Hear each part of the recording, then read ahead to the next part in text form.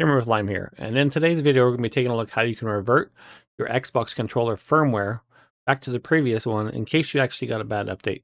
So recently Microsoft released an update for the Xbox One controller, and what ended up happening is some people actually had negative results compared to it actually improving the connection on the controller.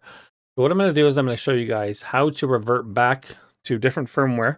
Now it's not going to work on every single controller, it'll work on most of the new ones. What you're going to do is actually go to your apps on your Xbox console. You're going to go to your light bulb here, Xbox support. We're going to click on that.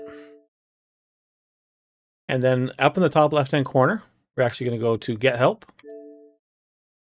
And then we're going to look at the hardware and networking. We're going to click on that. We're going to go down to controllers. Now, what you want to do is actually find a spot where it says, as soon as I see it, I'll actually know. Could put, I can't update my Xbox controller. That should be good enough. So basically, I'm going to click on that. Now, it just says my controller has connection issues after the last update. Update your wireless controller. So I'm just going to go to this first one here. My Xbox controller has issues after the last update. Click on that.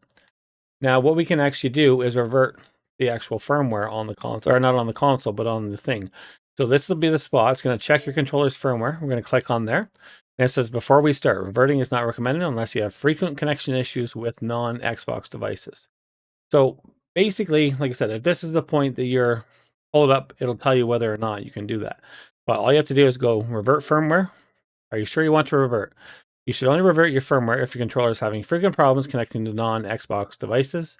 If you do this, you will no longer be prompted for controller firmware updates. Reverting your controller's firmware may affect performance and features. You can also come back to the Xbox Accessories app to update your firmware to the most current version. So yes, I'm going to go revert firmware. It's going to go up there. It's going to basically start, and then that'll be it. It'll actually revert. So what I'm going to do here in a minute is I'm going to show you how to get your updates, because obviously now it's not going to ask me if I want to update, but what I can do is actually enable an update manually.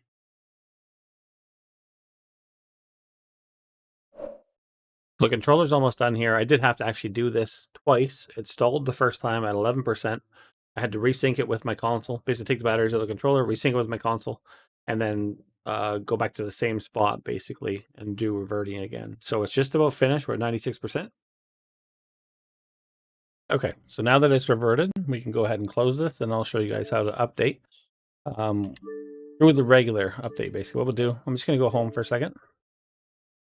We're going to go to settings, and then we're going to do system. Oh, devices and connections. Sorry, we're going to go to controllers. We're going to go there, and then says on there, firmware is reverted, and then all you'd have to do is actually go to the left-hand side, and you can click on update now, and then it's ready to install. So it's fairly simple. Takes, I don't know, a couple minutes to do it. It does take a little bit after you go to revert. So I hope you guys like the video. Be sure to like, subscribe to the channel for more tips and tricks basically for you to help you out, and we will talk to you soon. Bye for now.